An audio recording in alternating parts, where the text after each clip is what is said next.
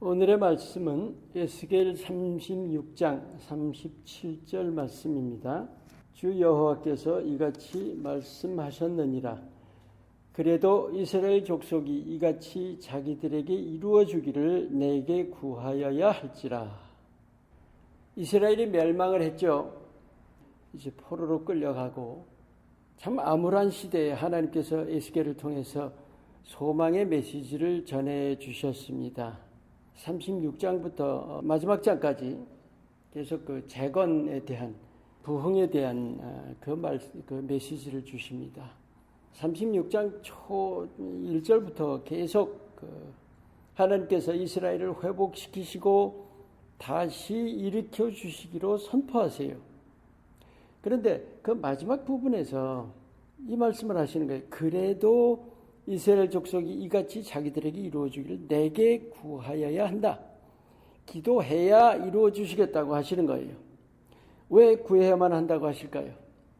영적인 원리가 있어요. 창세기 1장 26절에 보시면 우리 형상을 따라 사람을 만들고 하는, 근데 그 마지막 절에 이 모든 창조, 이 만물을 다스리게 하자라고 하셨어요.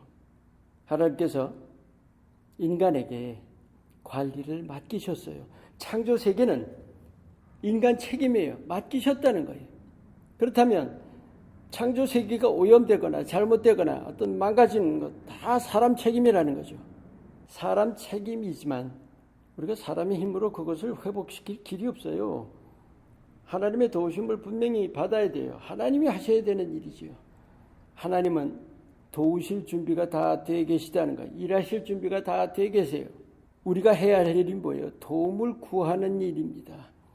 우리에게 창조세계를 맡겨주신 것처럼 도움을 구하는 일도 우리의 책임이라는 거예요. 권리가 있으면 책임도 따르는 법입니다. 그래서 우리가 이 오염되고 병으로 가득 찬 세상을 회복시키시는 일에 우리가 부르짖어야, 우리가 하나님께 구해야 하는 사명이 있는 거예요. 그런데 이제 도움을 구한다는 것이 그저 도와주세요 하는 것이 아니죠.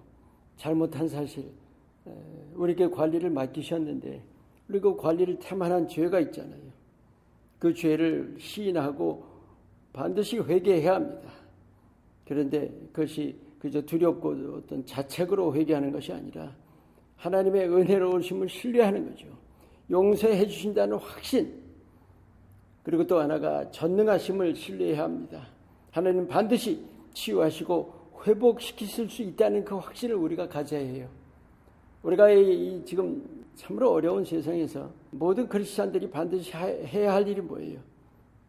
오늘 본문 인용 때 종종 하나님의 때에 대해서 우리가 어떻게 이해해야 할지와 이 본문을 이렇게 연관시키는 경우가 있습니다. 하나님의 때를 이해할 때 이 기도의 분량이라는 것을 함께 이해하셔야 돼요. 하나님께서 어떤 때는 우리가 그냥 한두 번 기도했는데도 주님께서 들어주시는 때가 있어요. 그런데 오랜 기간, 정말로 우리 정성을 다해서 오랜 기간이 지나고 나서야 하나님께서 응답해 주시는 경우도 있습니다. 하나님께서 일해 주시는 그 일마다 하나님이 받으시는 기도의 분량이 다르다는 거예요. 하나님께 달려 있어요. 하나님께. 근데 그 기도의 분량이 찬 때가 하나님의 때입니다.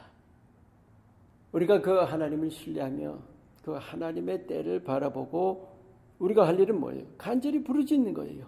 예레미야 33장 3절 말씀. 너는 내게 부르짖으라 내가 내게 응답하리라. 하나님이 우리의 기도를 기다리신 거예요. 하나님께서 우리의 기도가 쌓이기를 기대하십니다. 우리가 할 일 정말 마음을 다해서 전심으로 간절히 회개하면서 부르짖는 일입니다. 바로 오늘 크리스찬들이 바로 이 시대에 해야 할 일입니다. 우리가 믿는 자라면 바로 이 시대에 정말로 사명을 느끼고 사명을 통감하면서 기도해야 합니다. 하나님은 자비와 긍휼이 무궁하십니다. 반드시 치유하시고 반드시 회복시켜 주십니다. 아멘. 오늘의 기도, 세상을 바로 다스리지 못한 우리 죄를 용서하시고 이 땅을 고쳐 주시옵소서. 간절한 마음으로 기도하시기 바랍니다.